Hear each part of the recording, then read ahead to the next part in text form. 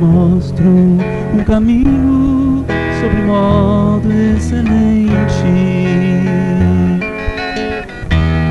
um caminho de amor, um caminho de amor.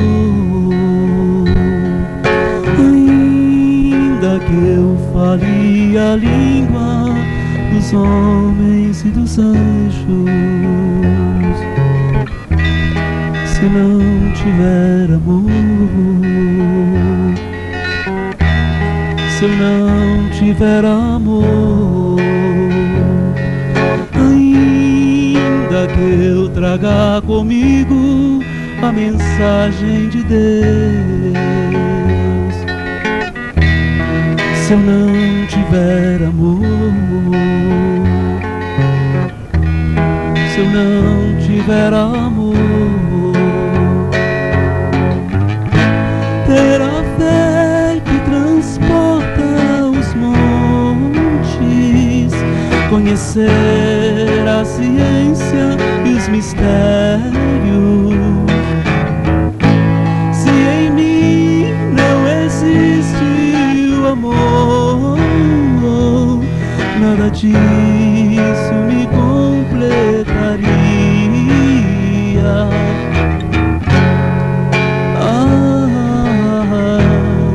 Se não fosse o amor,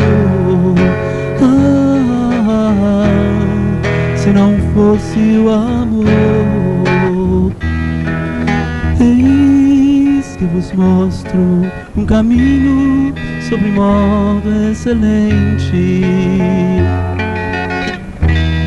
um caminho de amor, um caminho de amor.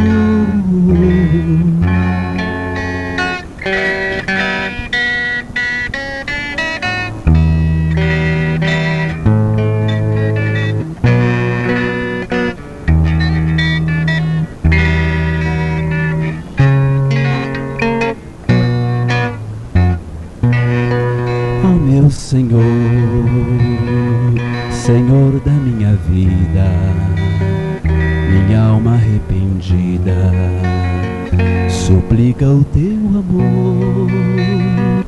Na estrada da amargura tanto chorei, na minha desventura tanto pequei. Ó meu Senhor,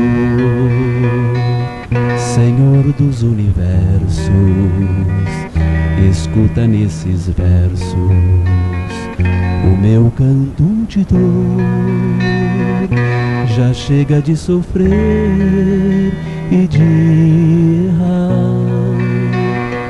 eu quero renascer, viver e amar.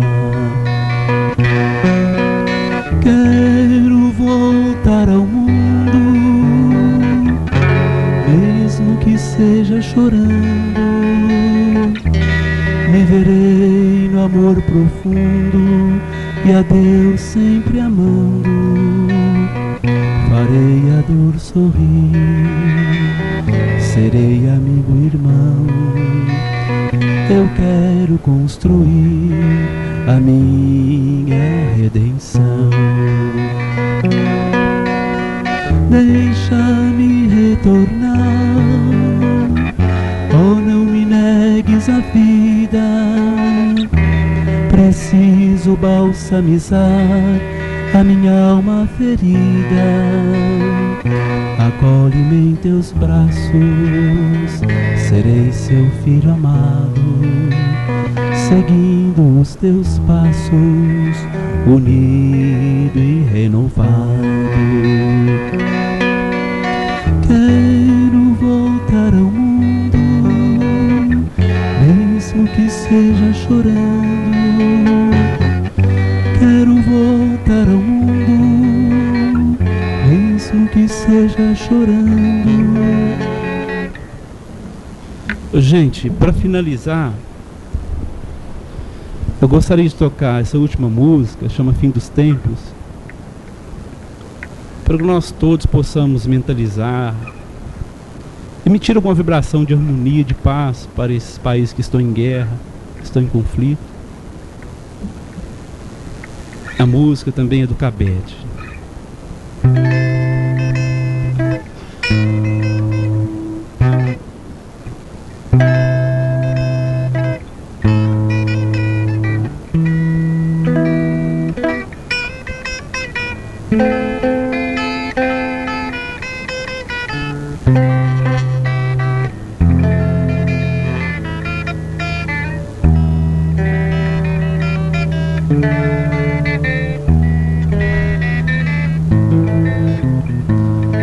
Vem, Jesus, divino amigo, vem trazer a sua paz. Só tu és o nosso abrigo, que venturas nos traz. Vem, amigo nazareno, este mundo consolar. Vem com teu olhar sereno toda a terra iluminar, afastar do mundo a guerra, o chacal devorador que destrói tudo na terra, espalhando luto e dor, a gemidos de aflição. Já não há mais primaveras, criancinhas pedem pão, homens lutam como feras. Vem, Senhor, vem reflorir os caminhos. Vem, Senhor, vem perfumar corações, exterminar a dor e fazer calar os canhões. Vem, Senhor, com teu amor tão profundo, iluminar consciências e fazer feliz o mundo. Vem, Senhor, vem reflorir os caminhos. Vem, Senhor, vem perfumar corações, exterminar a dor e fazer calar os canhões. Vem, Senhor, com teu amor tão profundo, iluminar consciências e fazer feliz o mundo.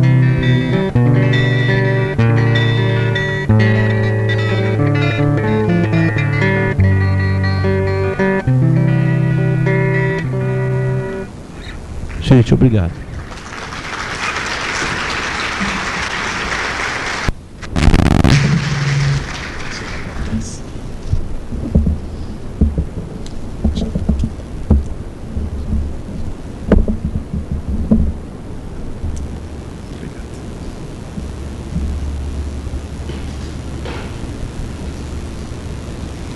Prezadas senhoras, prezados senhores, meus queridos irmãos espiritistas, rogamos a Jesus Cristo que nos abençoe e que Ele nos possa manter em sua paz.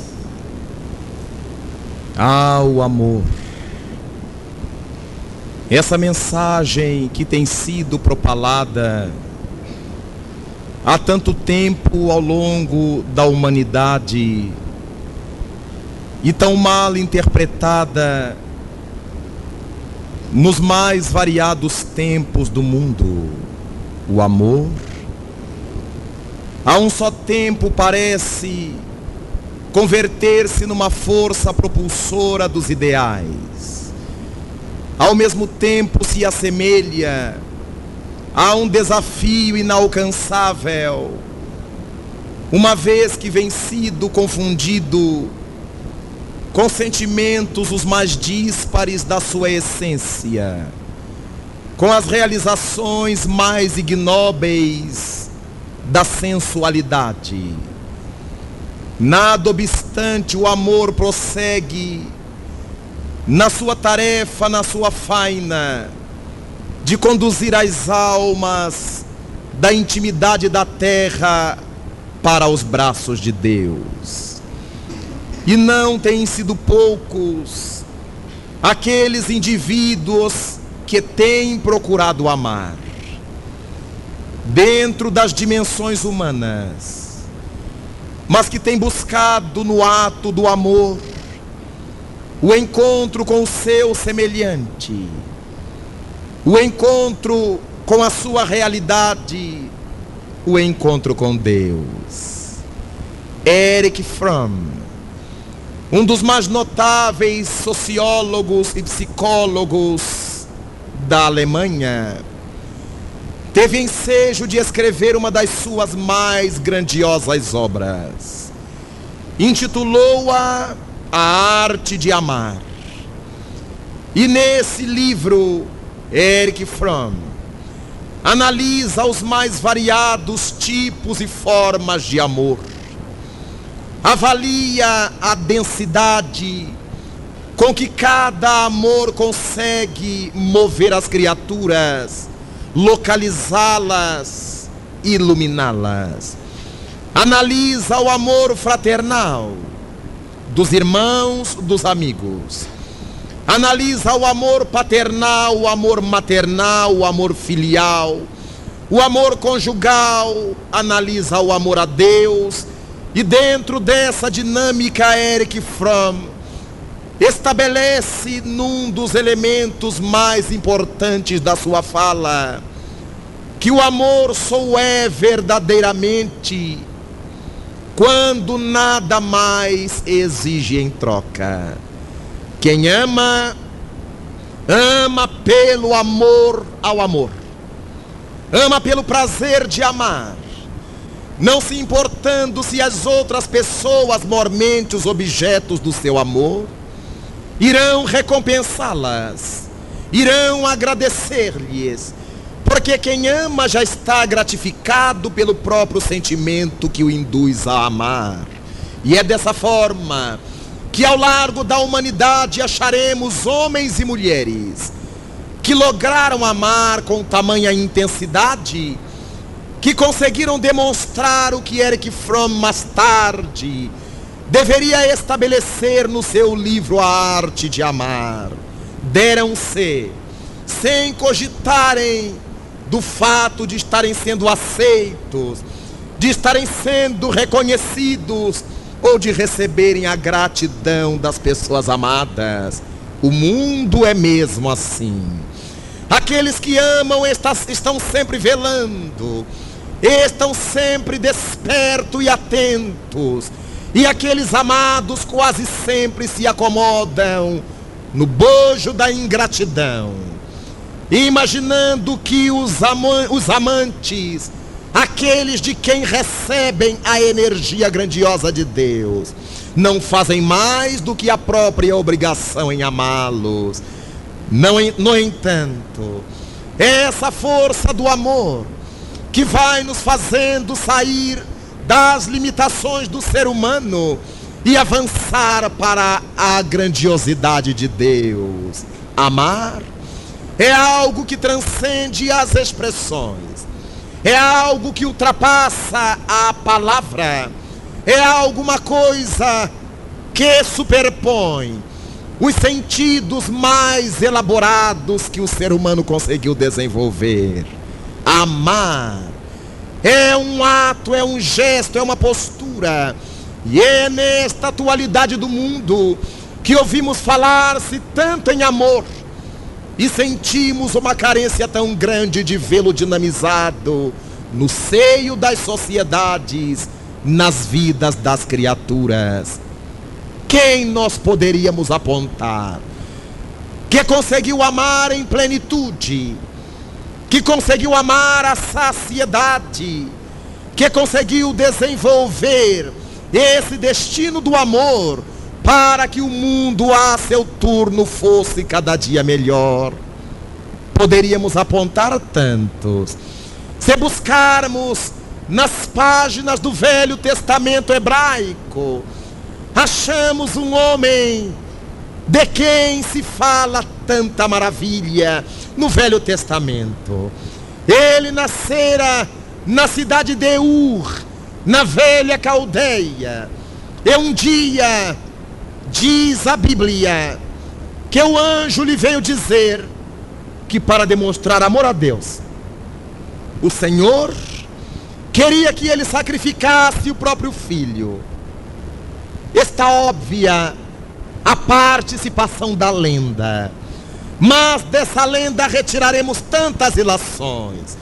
Se ele sacrificasse o próprio filho, seria digno de toda a misericórdia e atenção divinas.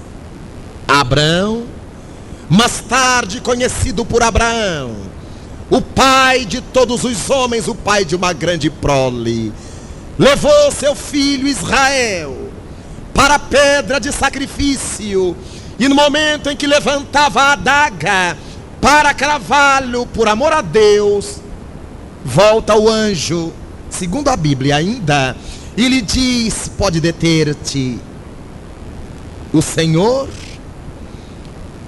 acaba de confirmar que tu amas.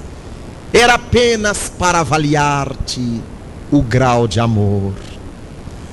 É natural pensarmos que Deus não precisaria dessa proposta para saber a realidade do amor de Abraão, para conhecer a intimidade daquele homem, porque conforme diria Jesus Cristo séculos depois de Abraão, o Pai que vê o que se passa em secreto é capaz de nos atender a todos.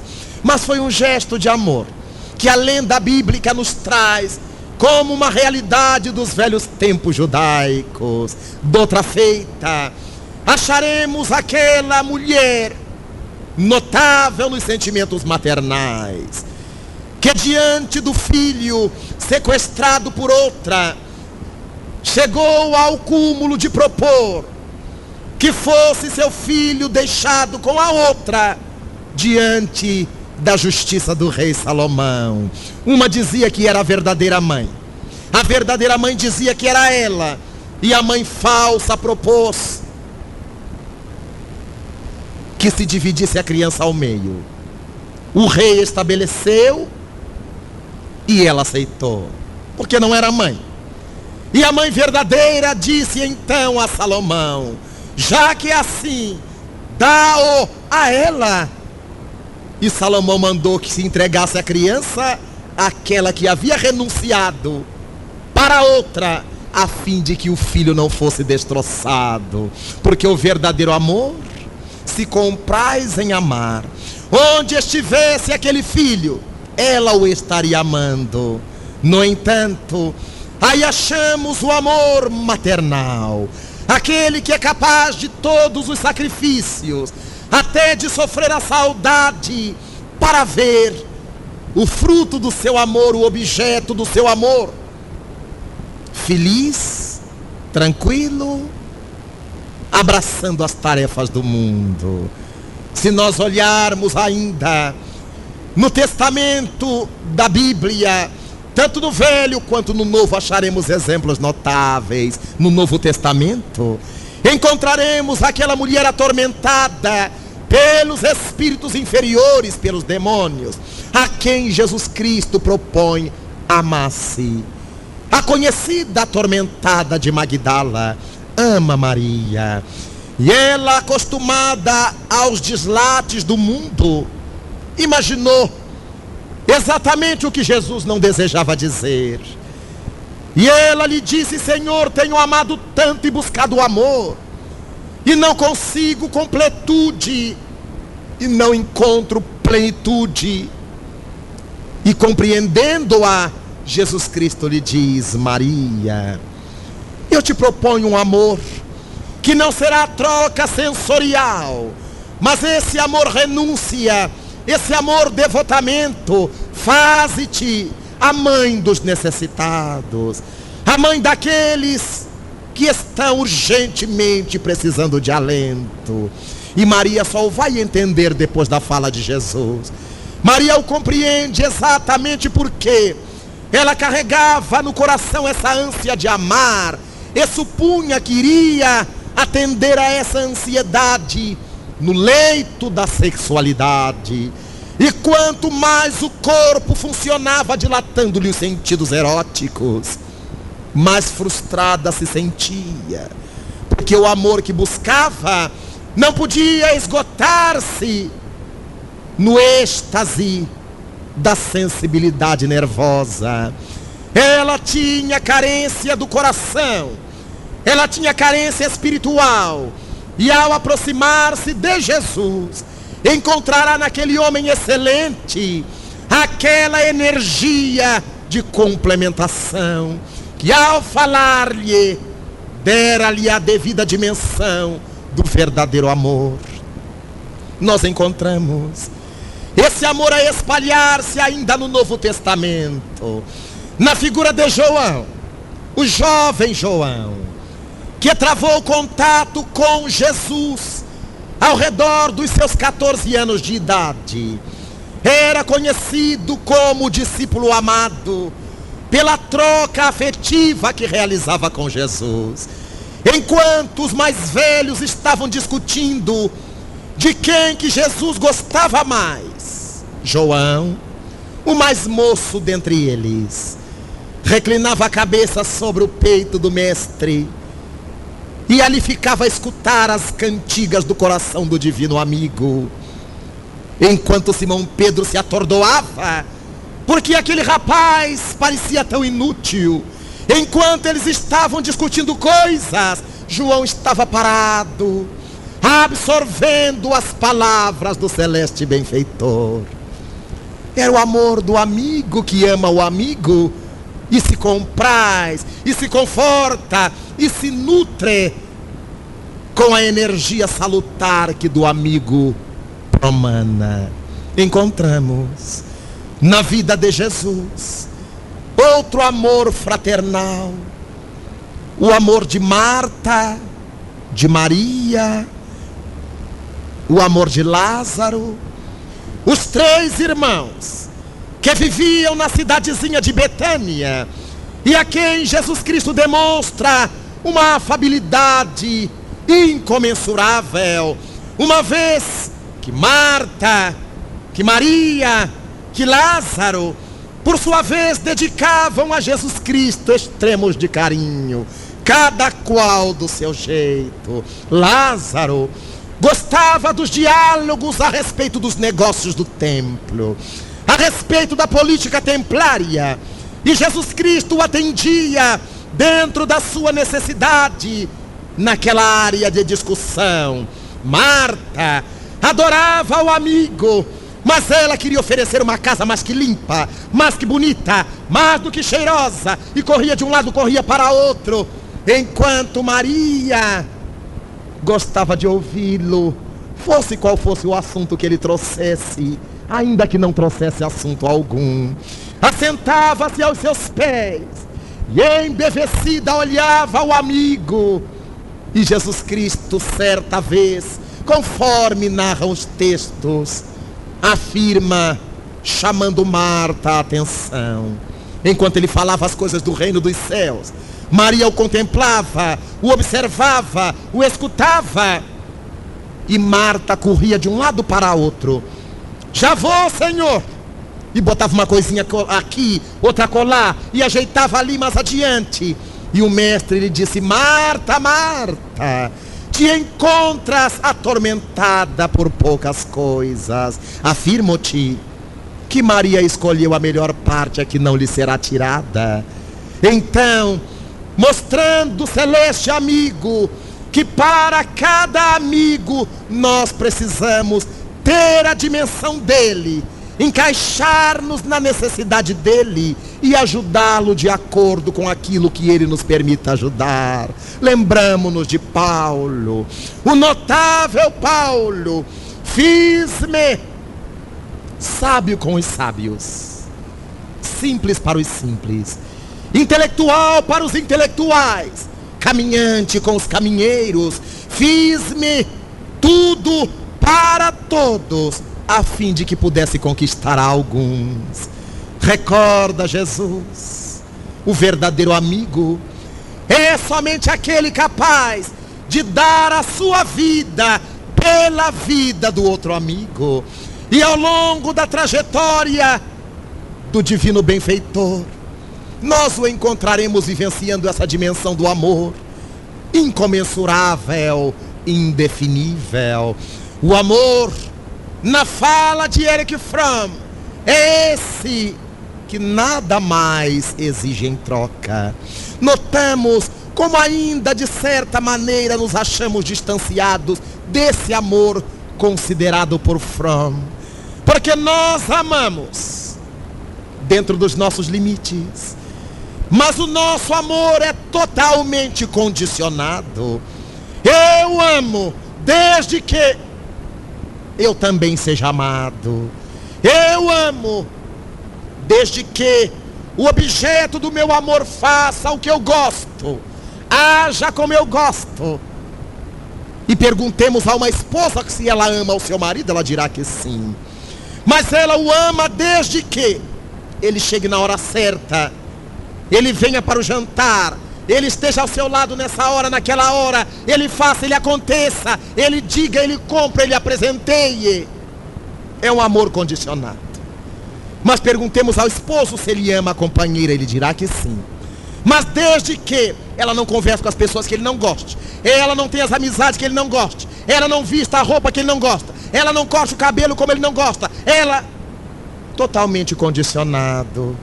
Perguntemos a uma mãe se ela ama seu filho, sem dúvida dirá que sim. Mas desde que ele não ande com aquele amigo, ele não use aquela roupa, ele não fale essas coisas, ele não case com aquela moça, ela não case com aquele rapaz, case com esse que eu gosto. É um amor condicionado. O amor deseja ver a felicidade do ser amado. É natural que nessa pauta o amor vai marchando para a pureza do coração. É necessário encontrarmos um coração cada vez mais ajaezado, para que então nele se estabeleça o amor verdadeiro. Disse-nos Jesus nas bem-aventuranças: bem-aventurados aqueles que têm puro coração, porque verão a Deus. E o mundo se extasiou, verificando a impossibilidade de encontrar-se essa visão de Deus pela incapacidade de purificarmos o próprio coração. Quando em O Livro dos Espíritos, o notável codificador da doutrina espírita, o professor Hippolyte Léon Denisard Rivaio, conhecido agora como Allan Kardec, propõe aos imortais o que é necessário para que o ser humano possa conhecer a intimidade de Deus. Uma coisa vos é necessária, e falta para isto que adquirais um sentido. Falta-vos um sentido. Mas não disse qual era o sentido que faltava, porque Jesus Cristo já estivera na terra e ha anunciado qual era esse sentido: a pureza de coração. E resta ao ser humano que busca o amor identificar o que vem a ser essa pureza de coração. Em verdade, não poderá ser a pureza do músculo cardíaco. É a pureza sentimental, é a pureza emocional, é a pureza intelectual. Mas o que vem a ser a pureza sentimental, emocional, intelectual, é o sentimento com lisura, a emoção com grandeza, o intelecto com nobreza. Quando o ser humano avança nessas dimensões de saber sentir, de saber emocionar-se e de saber intelectualizar as coisas, ele o faz com pureza. E é natural que entendamos sobre a vida do cérebro. Não se poderia sentir o pulsar do cérebro através da caixa craniana, mas se podia sentir o pulsar do coração, bastando levar a mão ao peito. Então a humanidade pensava, com os seus gênios intelectuais, que todo o aprendizado intelectivo fosse feito via coração. Era o órgão pulsante e percebido pelas criaturas. Então, todo o aprendizado era admitido, fosse feito pelo coração. E é daí que Jesus Cristo diz-nos que o homem bom retira as coisas boas do bom tesouro do seu coração. E o homem mau retira as coisas ruins do mau tesouro do seu coração. Mas em verdade não é do coração, é da mente, é da alma que vibra através do cérebro. Então Jesus Cristo se utilizava de um entendimento da época, e naturalmente que se a boca fala daquilo que está cheio o coração, hoje nós sabemos que a boca fala daquilo que está cheia a mente, aquilo que nos vai à cabeça.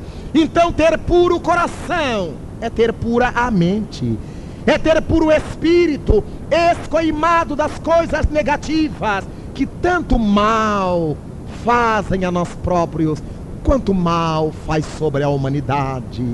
Não é à toa que até hoje, tanto tempo depois dessa época de Jesus, antes dele, depois dele, que quando sabemos alguma coisa intelectualmente, sabemos muito, sabemos de memória, nós dizemos que sabemos de coração. Eu já sei de cor.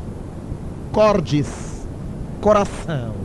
Eu já sei de cor, mas em verdade a gente sabe é com a cabeça.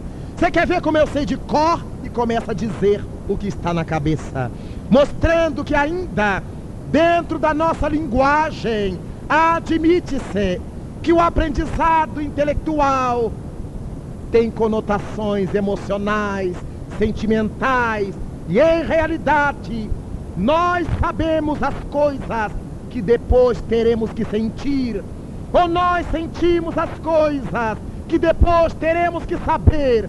E não foi à toa, não é sem sentido, que o Espírito Emmanuel, através das mãos luminosas de Francisco Cândido Xavier, estabelece, depois do codificador, que para avançarmos a Deus, precisamos de desenvolver duas asas. Uma é a asa do sentimento, a outra é a asa da consciência intelectual.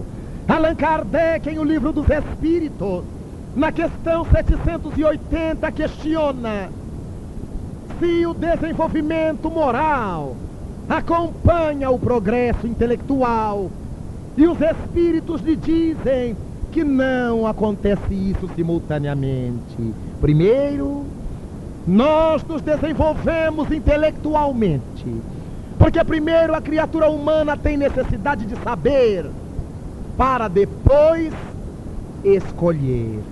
Primeiro o conhecimento intelectual, e depois o direcionamento desse conhecimento intelectual. Se nós não sabemos o que é verde, amarelo, azul, lilás, será muito difícil quando alguém me pergunte qual a cor que você mais gosta. Eu não saberei dizer, porque eu não conheço as cores.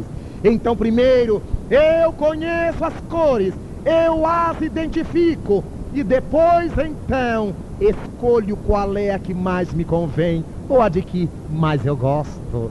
Primeiro eu tenho que saber que aquela é a estrela tal, aquela é a estrela qual, para que depois eu diga a estrela tal é maior que a estrela qual.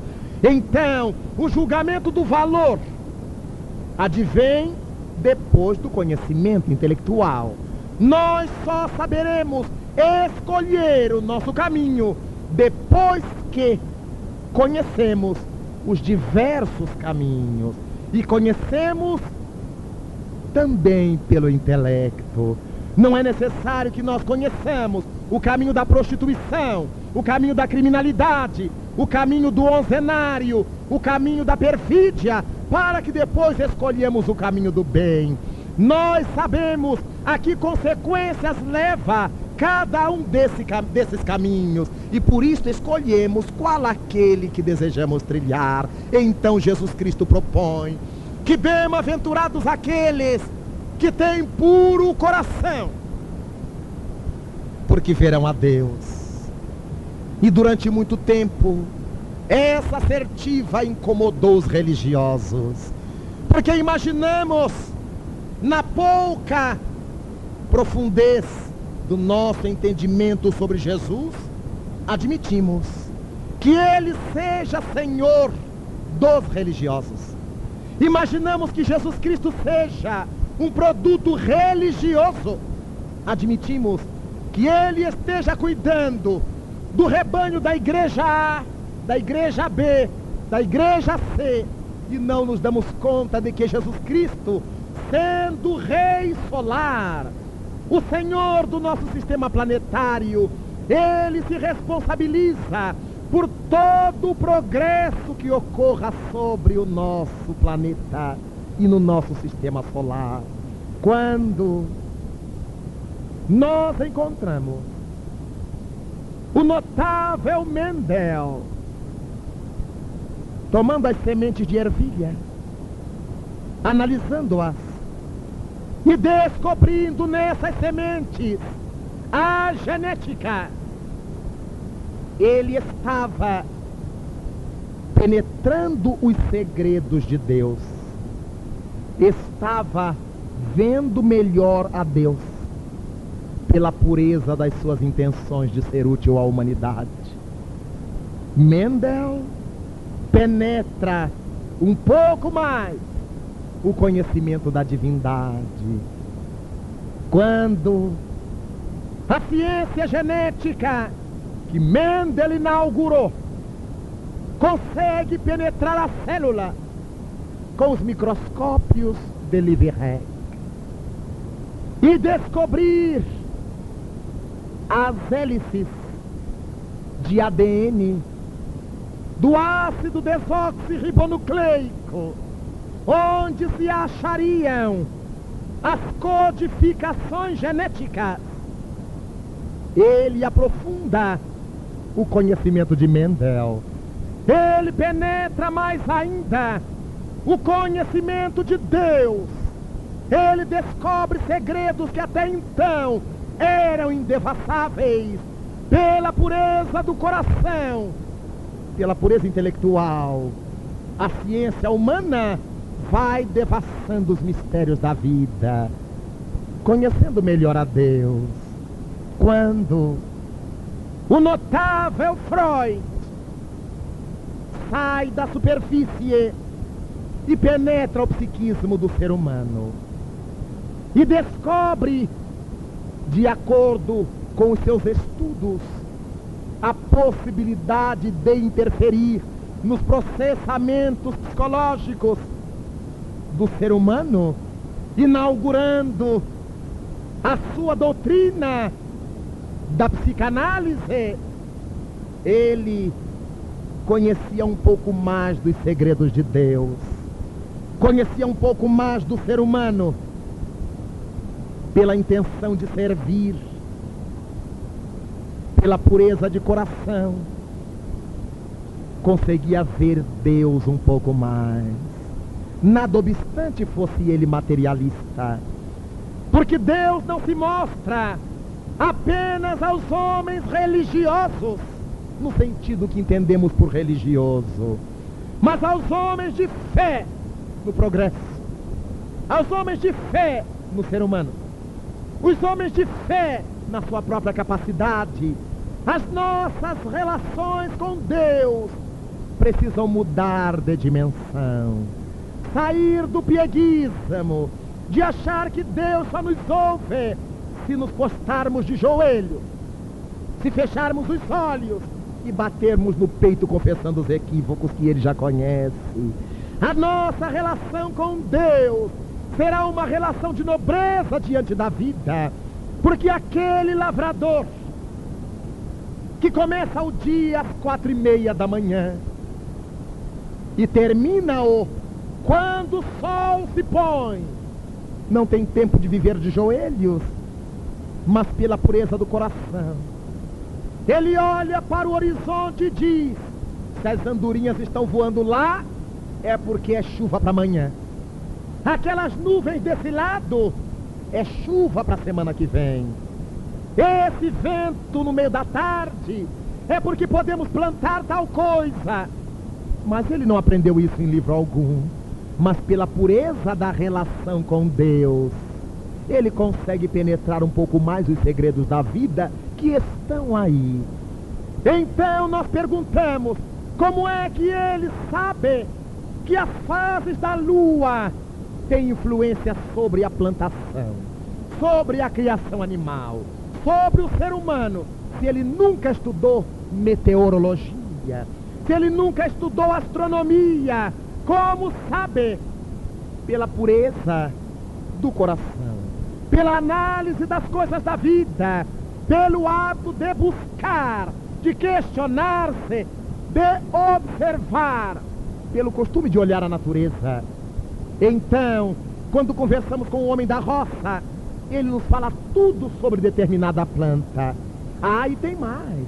E ela serve para a dor de barriga, e ela serve para enxaquecas, e ela serve, e ela serve, e ela serve. E nós cortávamos aquele mato e jogávamos fora, com todos os diplomas que temos. Mas aquele homem, porque prestou atenção em Deus, através dos vegetais, começou a observar, a analisar, a dialogar com a natureza, e descobriu. É um cientista naturalmente. Nós encontramos a necessidade de percebermos que esse ter puro coração para ver a Deus não é ver com os olhos, é ver Deus através das suas leis. E quando Dr. Fred Hoyle, na Inglaterra, através da sua equipe de pesquisa, descobre para além do nosso sistema planetário as moléculas notáveis, gigantescas, de uma substância orgânica, e ele chamou pela sua constituição de cianotriacetileno, naturalmente que o Dr. Hoyle, pela pureza de coração, pelo desejo de ser útil à humanidade, estava vendo um pouco mais de Deus através dos seus estudos. Quando Dr. Alberto Sabin descobre uma vacina contra a poliomielite, ele teve que analisar a reação das células do organismo humano à frente daquela medicação que ele descobriu. Era um conhecimento de Deus que ele adquiria, porque até então aquela substância existia, mas ninguém a houvera utilizado como o Dr. Sabin a utilizou.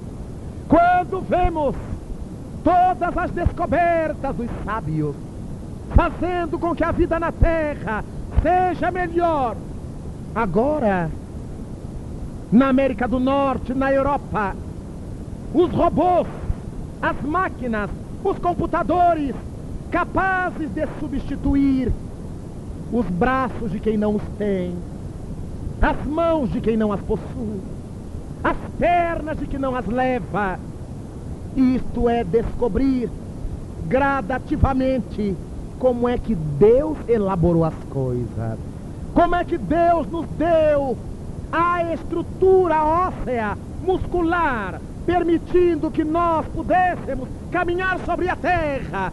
Descobrimos, pelos estudos da ciência, que é graças a essa gravidade da terra que nós conseguimos caminhar sobre ela, porque o magnetismo nos prende e ao levantarmos um pé, o outro fica preso, e nós levamos esse pé adiante, e soltamos o de trás, estamos presos à terra como a agulha presa na tesoura magnética. É a terra o gigantesco magneto e nós somos magnetizáveis. Então vivemos presos sobre o magnetismo da terra. Ao descobrir isto, os homens descobrimos um pouco mais da faceta de Deus e podemos pensar na gravidade terrestre e podemos perceber que todos esses quilômetros de atmosfera estão presos pelo magnetismo da terra. E porque descobrimos isto, podemos pensar ao contrário, como fazer para despegar-nos desse magnetismo da terra. E surgiu o foguete, capaz de ser propulsionado para romper com a atração magnética da terra, para sair da terra, para girar em torno de outros corpos siderais. Os homens estamos vendo a Deus cada vez mais, cada vez melhor, e modificando as nossas capacidades de amar. Recentemente, desde 1969, o ser humano pisou a Lua. E ao pisar Selene, descobria mais um segredo de Deus. Aquelas manchas escuras que víamos sobre o disco lunar da Terra ao olhá-lo, não era São Jorge montado no cavalo, eram as crateras lunares, movidas, provocadas por meteoritos, que se esbarrondam contra a Lua, na região sideral onde ela se acha. Quantas descobertas!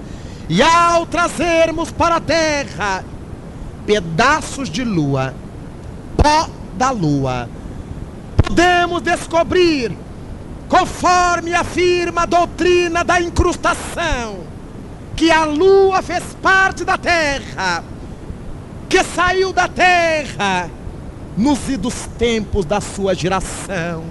E essa hipótese da incrustação das mais aceitas faz com que o homem possa mergulhar cada vez mais os segredos de Deus, que é amor. O amor, como o temos entendido mal. Há alguns poucos anos atrás, um amigo me perguntou: Raul, o que é que os espíritos dizem sobre os materialistas do mundo? Será que eles não atrapalham a difusão da fé? Será que eles não são entraves à proposta das religiões? E pensei com meus botões que eu nunca houvera pensado naquilo. E disse ao meu amigo que me indagava: vou orar. E o primeiro amigo espiritual que aparecer eu vou perguntar, porque eu também tenho interesse. E o nosso benfeitor Camilo, no primeiro ensejo que se fez, recebeu de mim essa indagação: se os materialistas não causavam problemas à vida religiosa da terra. E o benfeitor, muito lúcido, nos disse que não era verdade. Os que têm causado maiores entraves à difusão da fé e à proposta das religiões são os próprios religiosos. Porque se fanatizam, porque não a entendem, porque imaginam-se portadores de privilégios e exclusividade. Ninguém admite que o religioso da outra escola de fé tenha o mesmo direito que ele de crer em Deus. Cada um acha que é a sua igreja a melhor, que a sua fé é a verdadeira. A do outro pode se jogar fora. O outro está com o demônio, ele é que está com Deus. Então não são os materialistas que causam problema aos religiosos, mas os religiosos é que fazem os homens materialistas. Porque aqueles que querem pensar com lucidez, que querem amar a vida, olham os religiosos e os veem se engalfinhando tanto em nome de Deus, digladiando tanto em nome de Deus, forjando guerras santas em nome de Deus, que eles preferem não crer naquele Deus que os religiosos pregam e trabalhar pela ciência que mostra Deus por outra angulação. Disse-nos o benfeitor Camilo: presta atenção, meu filho, que vou lhe fazer uma proposta. Você seria capaz de deixar de lado a família, a sua família, esquecer-se da sua vida pessoal, internar-se no laboratório durante dias, meses, anos, atrás de uma fórmula para combater a enfermidade do mundo, para salvar as crianças de uma peste, para atender aos idosos, para organizar o organismo das mulheres? E honestamente eu pensei com meus botões e imaginei que eu não seria capaz. Nada como ser livre, ir para onde a gente quer, na hora que quer, telefonar para quem quer. Mas, disse-me ele, os cientistas que são materialistas se submetem a essa disciplina, em prol dos religiosos que não têm essa coragem. Os materialistas e ateus têm-na, internam-se, estudam, analisam, às vezes vão descobrir um remédio 10, 20, 30, 50 anos depois que iniciaram seus estudos. E os religiosos não têm coragem de fazer isto. Logo, esses materialistas estão amando a Deus como muitos religiosos não teriam coragem de amar. Eles são ateus porque não acreditam no Deus que os religiosos fizeram. Deuses caprichosos, personalistas, quando não individualistas. Eles creem num Deus amor fraterno, num Deus amor à humanidade. Eles se desgastam em prol da humanidade que não conhecem. Eles não sabem para quem estão trabalhando. Eles trabalham para a humanidade. Não trabalham para fulano e para beltrano. Trabalham para a humanidade. Que valor maior poderiam ter? Meu filho, disse-me o benfeitor, e você sabe muito bem que alguns desses sábios materialistas, ateus, por não poderem testar suas drogas em seres humanos, porque é proibido pela legislação universal, eles testam em si mesmos, eles testam nos próprios organismos, e realmente, se eles são capazes de o fazerem, é porque eles amam a humanidade muito mais do que estão preocupados com o próprio corpo. Quem de nós, quem de vós, seria capaz de testar em si mesmo uma droga que ninguém conhece, para ver se vai dar o efeito esperado? Esses homens, essas mulheres, podem enfermar com o vírus que se injetam, com o bacilo que se injetam. Eles podem ficar defeituosos, como muitos ficaram, por amor à humanidade.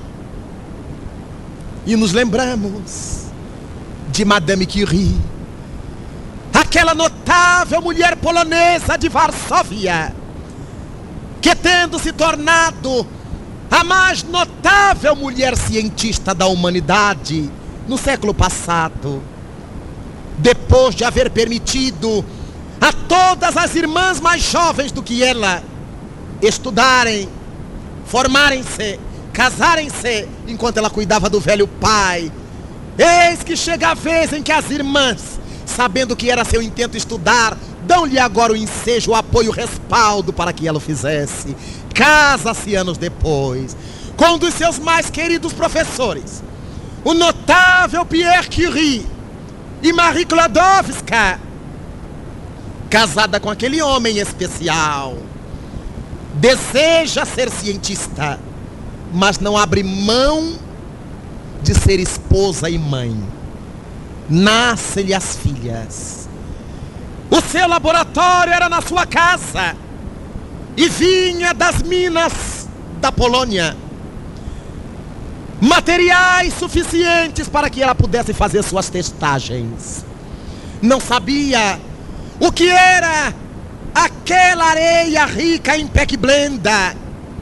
E com isto, manuseava-as sem qualquer proteção nas mãos. Pesava no laboratório improvisado na sua casa pobre. Até o dia em que se fez viúva. Se viu viúva porque seu marido teve uma morte curiosíssima, só compreensível no século passado. Atravessando em frente à Sorbonne, onde lecionava com ela, uma carruagem o atropelou. Imaginemos. E ele morre atropelado por uma carruagem. Só no século passado. Marie Curie estava viúva com 2 filhas para criar, com uma profissão a desenvolver, mas porque ela via a vida acima da morte, foi substituir o próprio companheiro na aula seguinte ao seu sepultamento. Os alunos estupefatos, esperando que ela chegasse chorosa, atormentada, viúva, ela vestida no seu jaleco especial, ainda que pobre, chega diante da turma que esperava qualquer reação, qualquer referência ao velho mestre morto.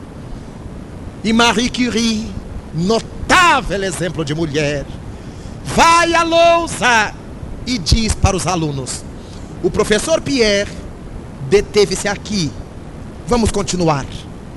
E dá a aula que seu marido deveria dar naquele dia. Marie Curie viajava de bicicleta da casa para a Sorbonne, atendia as crianças, atendia as tarefas domésticas. As mãos rugosas foram ficando cada vez mais calosas, até que uma palidez estranha toma-lhe conta do rosto, do corpo. Ela começa a enfermar, os anos passam, até que ela tem necessidade de sofrer internação.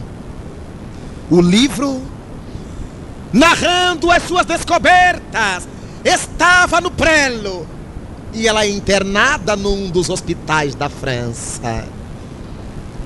Um dia, pela manhã, quando um sol de inverno penetrava as vidraças do hospital, sua filha, Eva, assentada à beira da cama, toma suas mãos muito pálidas.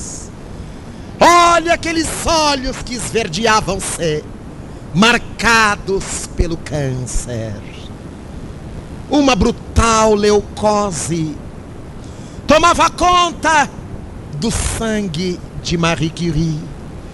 Ela estava durante longos anos trabalhando com substâncias radioativas sem qualquer proteção, porque desconhecia. Descobriu o rádio. E aquele livro que estava no prelo era o resultado dessa vida de sacrifícios. Ela fora tão pura de coração que viu a Deus com profundidade penetrando as energias do átomo.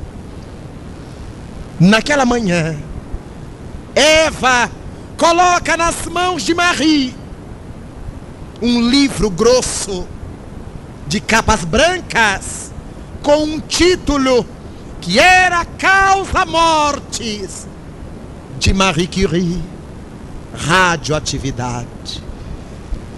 A velha cientista sorri. Ali estava o produto de toda uma vida. Aperta entre as suas a mão de Eva, sua filha. Cerra os olhos e mergulha nessa vastidão do infinito. Aquele que tiver puro coração verá a Deus. Bem-aventurado. Para penetrar a intimidade de Deus, falta-vos um sentido: a pureza de sentimentos, a pureza de coração. Quando a embriologia, a biologia molecular, a engenharia genética se estabeleceram na Terra e conseguiram tomar a célula óvulo da mulher, desenvolver-se in vitro o embrião, e depois dali retirá-lo e ligá-lo à intimidade da mulher que não poderia conceber. É a penetração nos segredos de Deus. Como é que Deus faz o ser humano na intimidade da mulher? Os sábios descobriram isto pela pureza de sentimentos, pela pureza de coração. Conheceram um pouco mais as leis de Deus. E hoje, mulheres que não poderiam jamais ser mães, se os homens não tivessem descoberto um pouco mais de Deus, agora podem ser. Pela fecundação in vitro, pelo bebê de proveta, como é chamado, pelo congelamento de embriões, que tem todas as suas funções diminuídas ao mínimo, e porque a vida está presente, a criogenia não é capaz de matá-la. E quando são reaquecidos, introjetados no organismo feminino, eles retomam o crescimento. E algumas pessoas perguntam-se com muita lógica: mas o Espiritismo não prega que quando se dá a ligação, a fecundação, um espírito se liga ao processo? Não é um espírito se desenvolvendo ali. Como é que pode ficar o embrião congelado durante X tempo e depois ser reaquecido e a vida prosseguir e nascer uma criança perfeita, normal? Eu também perguntei aos espíritos porque eu não sabia. Como é que isso pode dar-se? E o nosso benfeitor Camilo nos explica que é a misericórdia de Deus. Em realidade, essas são experiências da ciência, que vai conhecendo sempre um pouco mais de Deus. Não são todos os embriões que se salvam no processo criogênico, no processo do congelamento. Alguns são jogados fora porque perderam a vitalidade, mas outros prosseguem vitalizados. E quem são os espíritos ligados a esses embriões congelados por vários anos? Entidades que se oferecem, sacrificando-se, renunciando-se, para quitarem-se de processos de débito para com as leis divinas. Criaturas que foram suicidas e que deveriam reencarnar para passar largos anos sobre o leito, enfrentando dificuldades de saúde irreversíveis, oferecem-se, convidadas que são pelos guias da terra, para servirem ao progresso da ciência. Ligam-se ao embrião. Alguns hibernam durante o tempo em que o embrião está congelado. O que eles sofreriam no leito, passam no mundo espiritual. E outros, enquanto o embrião ao qual estão ligados hiberna no gelo, eles estão aprendendo, fazendo cursos, como um corpo que dormisse, enquanto o espírito dele se desprende para novas tarefas. Resgatam em prol da humanidade feliz. O amor em todas as dimensões. Criminosos de ontem, suicidas, homicidas podem servir ao bem, podem servir ao amor, podem dedicar-se sem nada mais exigirem, quando desejam participar dos mistérios de Deus.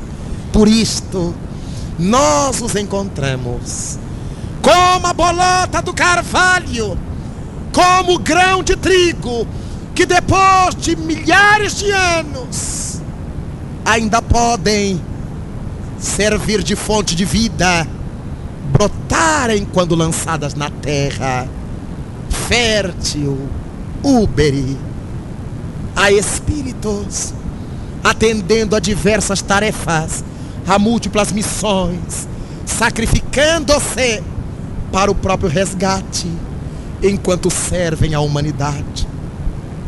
Podemos servir ao mundo, resgatar nossas dívidas pelos caminhos do amor, ou pelo resgate do sofrimento da expiação. Muitos escolhem servir. Vêm trabalhar para os encarnados, como aqueles cientistas materialistas que trabalham para a humanidade, ainda que digam descrer dos deuses que os religiosos lhes apontam. Quantas coisas belas da vida! E é por isto que o livro dos Espíritos se torna esse código de beleza transcendente. Tudo se encadeia no universo, desde o átomo primitivo até o arcanjo, que também já passou por ser átomo. Oh, o amor que cobre a multidão dos pecados. Homens e mulheres que delinquiram agora podem trabalhar em prol de uma humanidade melhor, em prol de uma humanidade feliz. Quantas são as mulheres que me escrevem, que comigo dialogam, desesperadas, carregando complexos de culpa, porque abortaram em determinada fase de sua vida por ignorância, por preconceito, por medo, seja pelo que for. Mas agora, conhecendo a doutrina e sabendo que o aborto é um crime em qualquer fase da gestação, não se conformam e sofrem.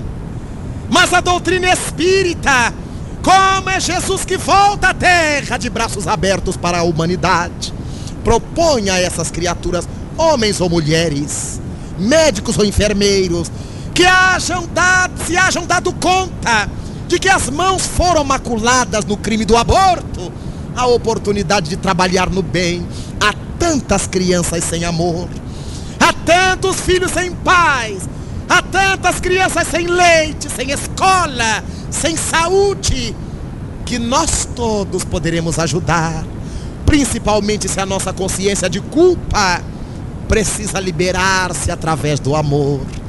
Não esperemos a próxima reencarnação para que reencarnemos com impotências, com frigidezes, com incapacidades generalizadas. Trabalhemos desde hoje para que o amor supere a nossa deficiência, para que o amor cubra a multidão dos nossos débitos, para que o amor nos faça ter puro coração e conseguir visualizarmos a Deus na nossa prática cotidiana. Ah, meus irmãos, nestes dias da humanidade, quando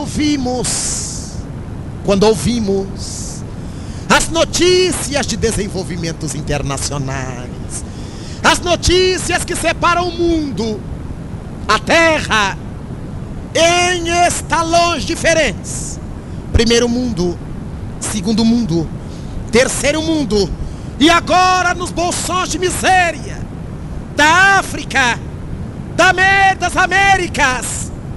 Nós já ouvimos falar, já lemos nos compêndios as referências a um quarto mundo. Este mundo onde as pessoas não têm sequer o que comer, onde não tem a mínima condição de uma vida digna, quando o mundo está dividido em patamares sociais. nós nos damos conta de que o que faz falta na terra é a presença do amor de Deus. O primeiro mundo está agora se engalfinhando. Guerras de extermínio na Iugoslávia, na França, na Áustria, na Alemanha. Os skinheads, os hitleristas, os neonazistas, aqueles que estão configurando-se como indivíduos reencarnados do pilotão de tormentas de Adolfo Hitler. Jovens que não teria sentido amarem tanto a Hitler se não houvesse uma vinculação profunda entre eles, que a reencarnação faz ressuscitar da sua intimidade. É o primeiro mundo das tormentas, dos interesses comerciais, dos interesses materiais. As pessoas têm dinheiro, facilidades, mas não têm paz, nem sempre têm felicidade. Falta um pouco mais de pureza de coração para que possamos ver a Deus nos progressos sociais, sociopolíticos, abrindo mão dos preconceitos raciais, abrindo mão dos preconceitos étnicos, dos preconceitos sociais de variado tipo. É Deus que precisa cantar na nossa alma aturdida.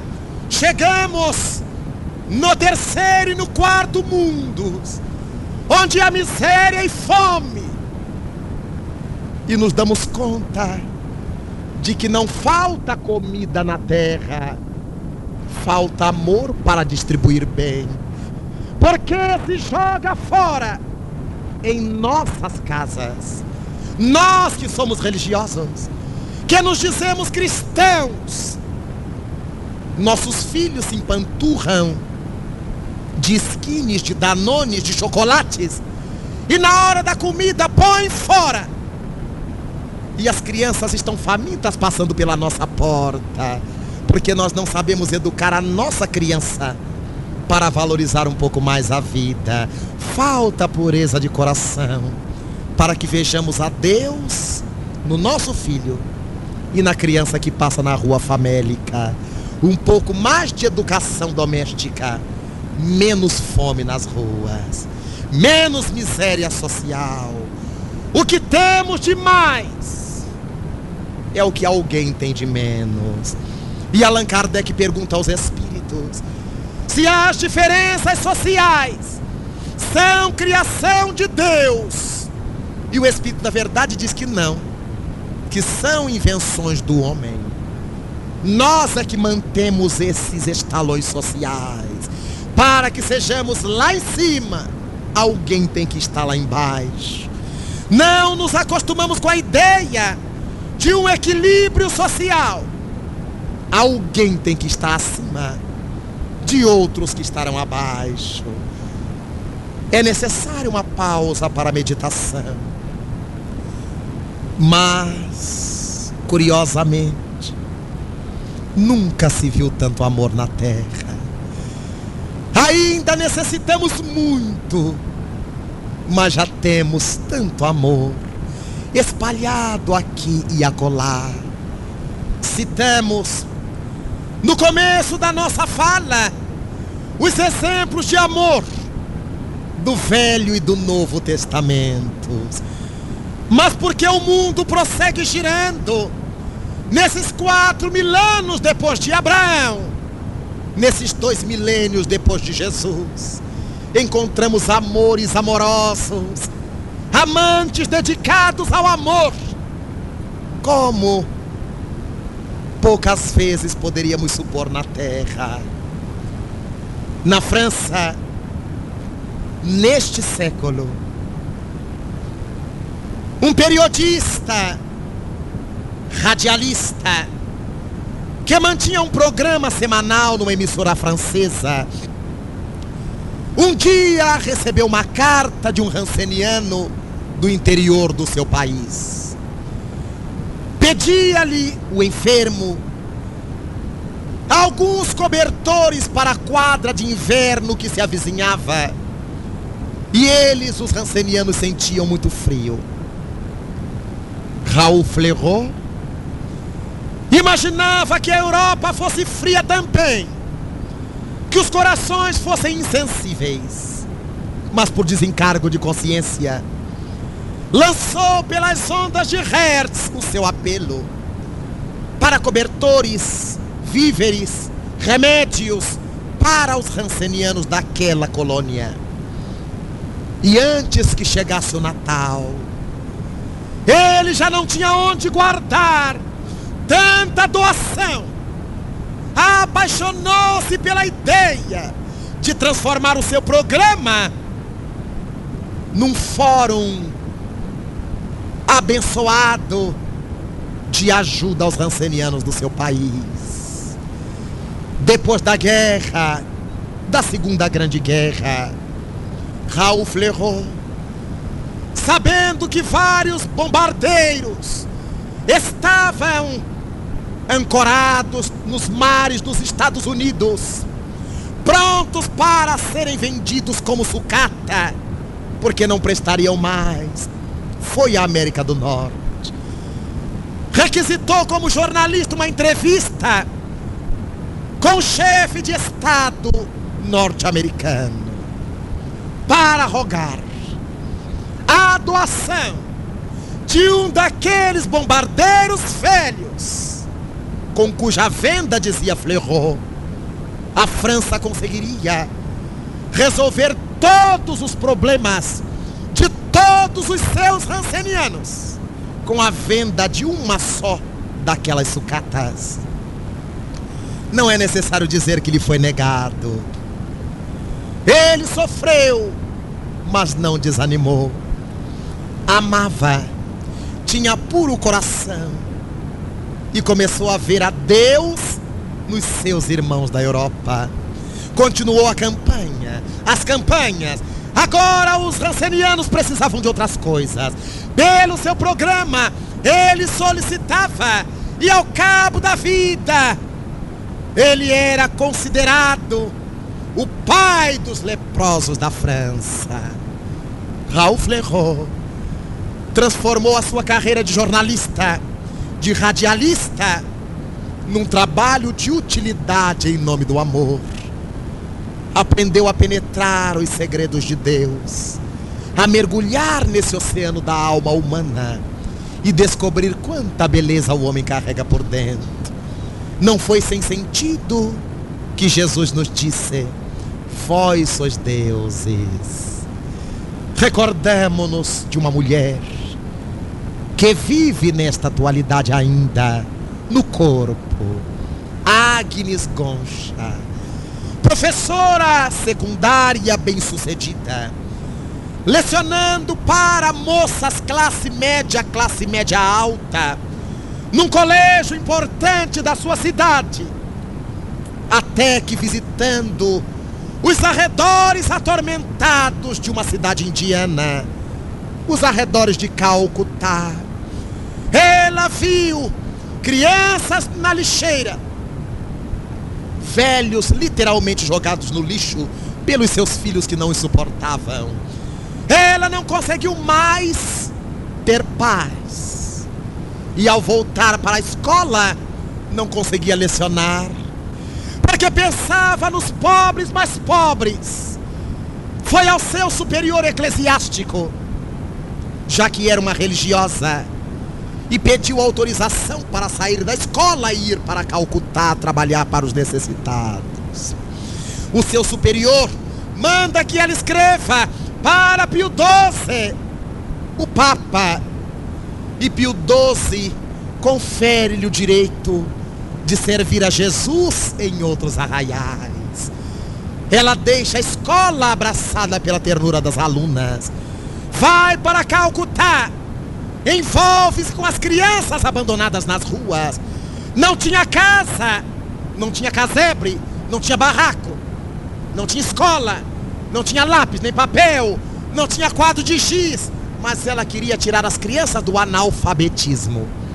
Mas tinha chão, tinha gravetos de lenha, Ela ensinou os meninos a escrever no chão e apagar com a planta dos pés e escrever de novo. Ali em natureza ela encontrou o quadro de giz que não tinha, o caderno que os pequenos não tinham. Retirou-os do analfabetismo e começou a recolhê-los, a recolher os velhos, os doentes, e trabalhando. Uma de suas mais ricas alunas foi em sua companhia. Foi procurá-la em Calcutá. Deixou a família, desejava com ela trabalhar, e chamou-a pela primeira vez Madre Teresa de Calcutá. Agnes Goncha, até hoje, é símbolo de amor na terra.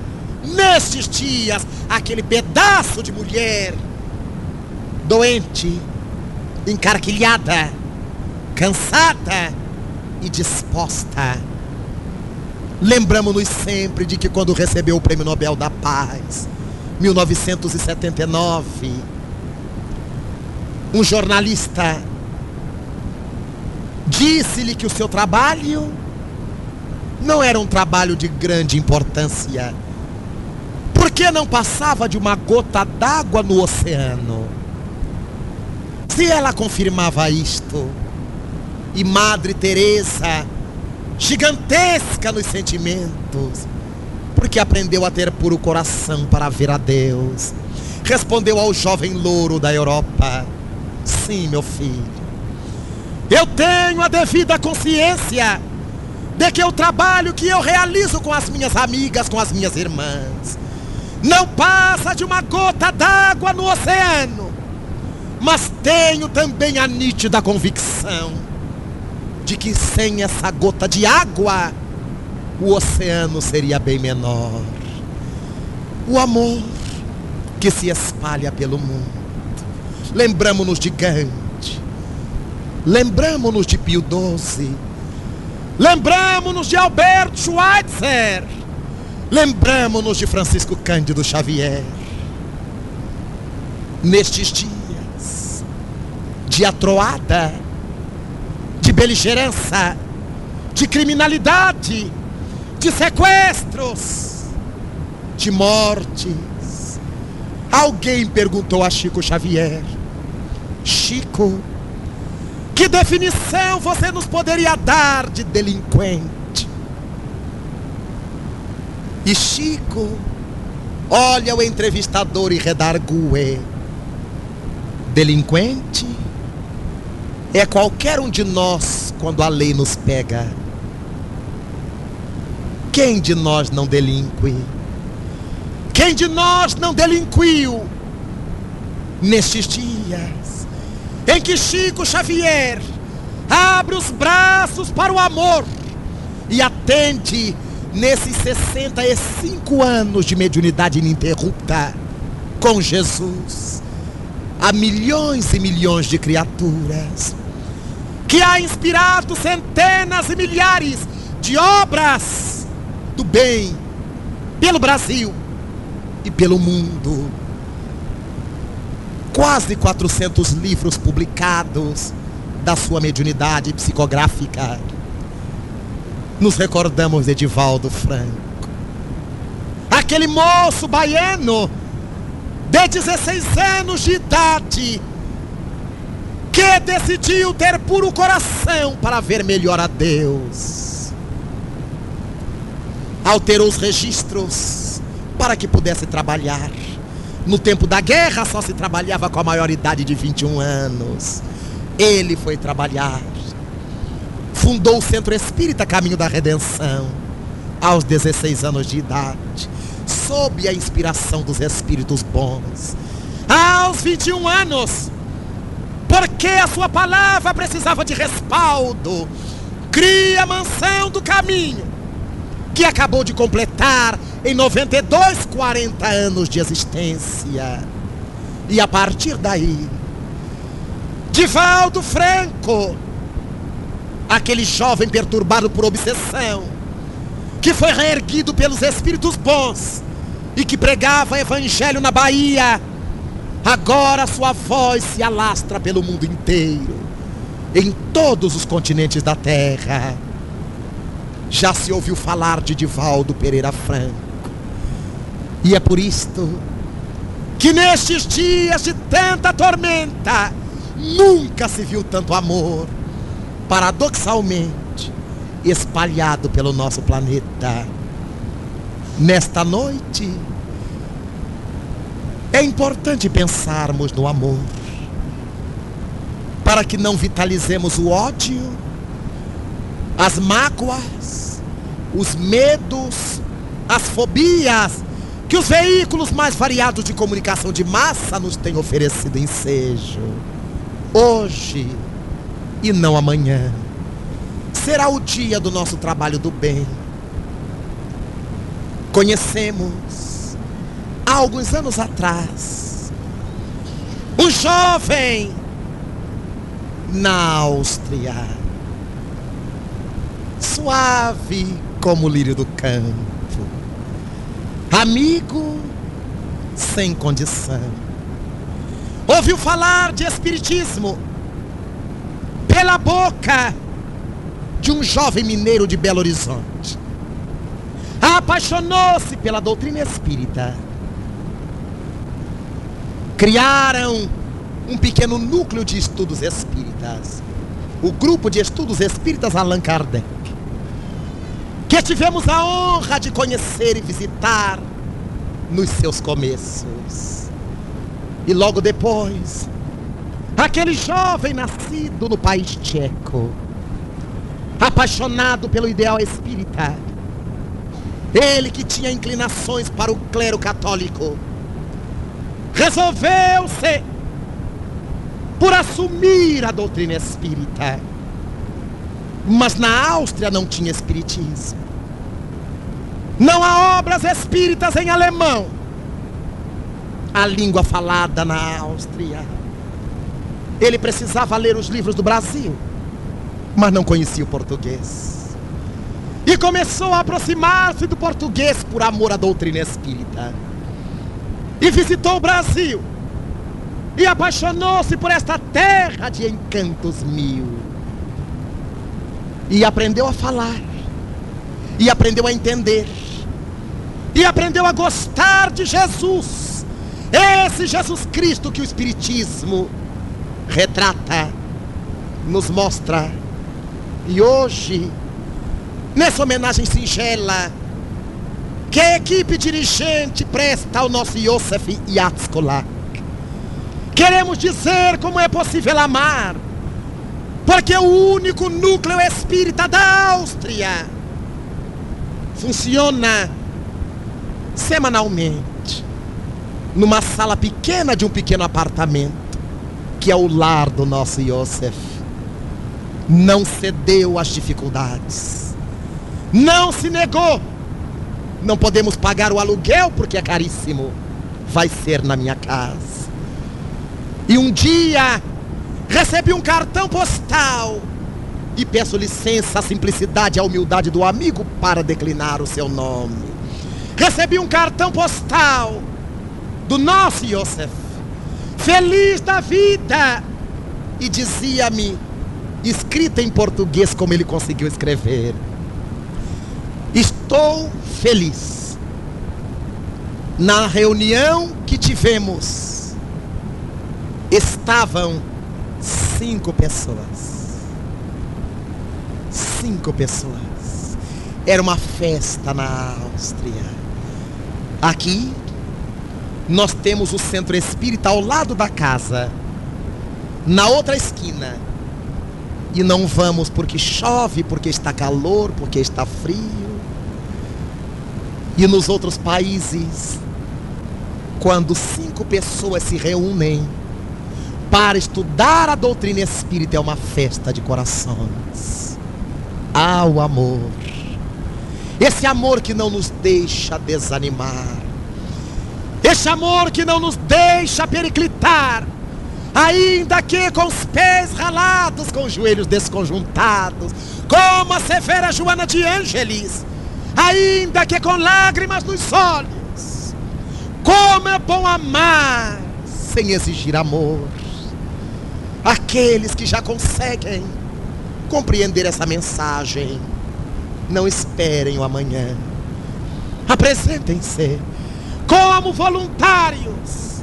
Não é necessário que seja no centro espírita, mas como voluntário na creche católica, na creche comunitária do bairro, no lar de velhinhos, no hospital da cidade. Ofereça-se em nome deste amor. Enquanto ficamos diante da televisão nos nutrindo com as notícias infelizes, há tanto amor para dar, sem nada exigir em troca. Ah, o amor de Jesus, que nos faz vibrar em nossa intimidade. E porque vivemos dias de tantas dificuldades, ela nos penetre artérias veias e vasos, nós estaremos felizes. E mais do que isto, nós seremos felizes. E olhando as estrelas cantaremos: Pai nosso que estás nos céus, na luz dos sóis que brilham nos infinitos, Pai amorável e bom de todos os homens aflitos que choram, que se debatem, que se estertoram neste mundo de caos, de dores, de escarcéus. Santificado, Senhor, seja teu nome sublime, que em todo o universo exprime ternura, concórdia, misericórdia, amor. Venha ao nosso coração, Senhor, o teu reino de bondade, reino de paz, reino de claridade, nessa estrada augusta que nos leva à perfeição. Cumpra-se o teu mandamento, Senhor, mandamento que não vacila, que nunca erra, seja nas engrenagens do céu, seja nas paragens da terra, onde existem tanta dor, tanta luta, tanto sofrimento.